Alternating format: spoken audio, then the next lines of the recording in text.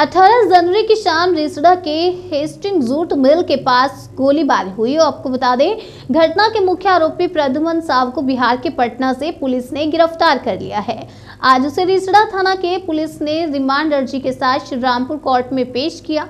अदालत ने 13 दिन रिमांड को स्वीकार करते हुए आरोपी को पुलिस हिफाजत में भेज दिया। चंदन नगर कमिश्नरेट के श्रीरामपुर एसीपी शुभंकर विश्वास और श्रीरामपुर के डीसीपी अर्बन विश्वास और रिसड़ा पुलिस स्टेशन के ओसी संजय सरकार ने शाम 5 बजे अपने थाने के पुलिस कर्मियों के साथ एक प्रेस कॉन्फ्रेंस की।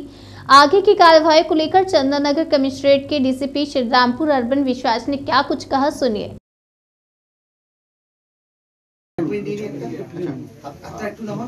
গত 18 জানুয়ারি রিসড়া থানার আন্ডারে আমাদের থানায় একটা খবর আসে যে ওই গোসাই বাগান হেস্টিংস জুট মিলের যে পেছনের মাঠে একজন ইনজুর্ড হয়ে পড়ে আছে উইথ গানশট ইনজুরি। তো পরবর্তীকালে ওখানে সাথে সাথে আমাদের থানা থেকে পুলিশ যখন রাশ করে গিয়ে জানা যায় দীপক জয়সওয়াল নামে একজনের মুখে এবং শরীরে গুলির ক্ষতচিহ্ন আছে, সে ওখানে ইনজুর্ড অবস্থায় পড়েছিল। সাথে সাথে আমাদের বাকি যারা সিনিয়র অফিসার তারাও পরে চলে আসে ওখানে। ইন দ্য মিন টাইম ওকে হাসপাতালে শিফট করা হয়। তো সে এখনো ইনজুর্ড অবস্থায় হাসপাতালেই আছে। আচ্ছা, রিলিজ হয়ে গেছে। তো ইনভেস্টিগেশনে এর মধ্যে আমরা জানতে পারি কারা কারা জড়িত। পরবর্তীকালে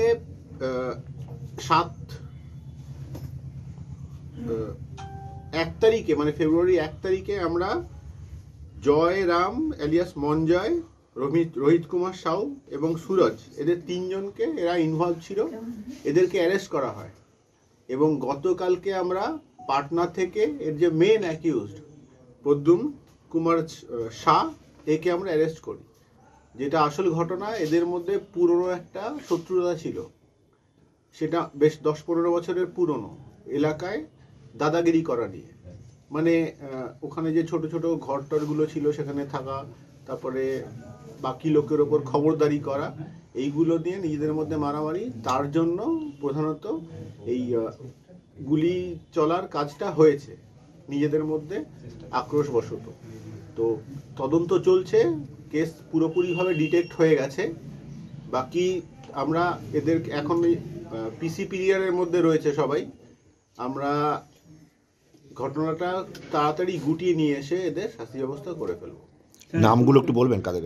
নাম হচ্ছে গিয়ে অ্যারেস্ট যারা যারা হয়েছে, জয় কুমার রাম এলিয়াস মঞ্জয়, এর বাড়ি হচ্ছে বৈদ্যবাটি, রোহিত কুমার সাউ আর সুরজ কুমার সাউ, এদের বাড়ি রিসড়া, এবং প্রদ্যুম যে আছে এ রিসড়ারই এখানকারই আদি বাসিন্দা, কিন্তু একে মেরে ধরে তাড়িয়ে দিয়েছিল বলে এ পাটনায় ওখানে থাকতো আর খুব মাঝে মাঝে এখানটা আসতো। স্যার, প্রদ্যুম সাউ তো আগেও একটা মার্ডার কেসের আসামি ছিল, তারপর থেকে অধরা।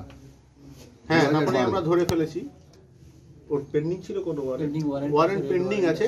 আচ্ছা, ওর যে ওয়ারেন্ট পেন্ডিং আছে সেটাও আমাদের কাছে আছে, ওটাও আমরা নিয়ে পাঠিয়ে দেবো। আর তদন্তে কি আরো আছে সেরকম? আমরা তদন্ত এখনো চালাচ্ছি, তদন্তের স্বার্থে এখন এর বেশি কিছু বলা যাবে না, এইটুকুই। কারণটা কি ছিল গুলি চালানোর?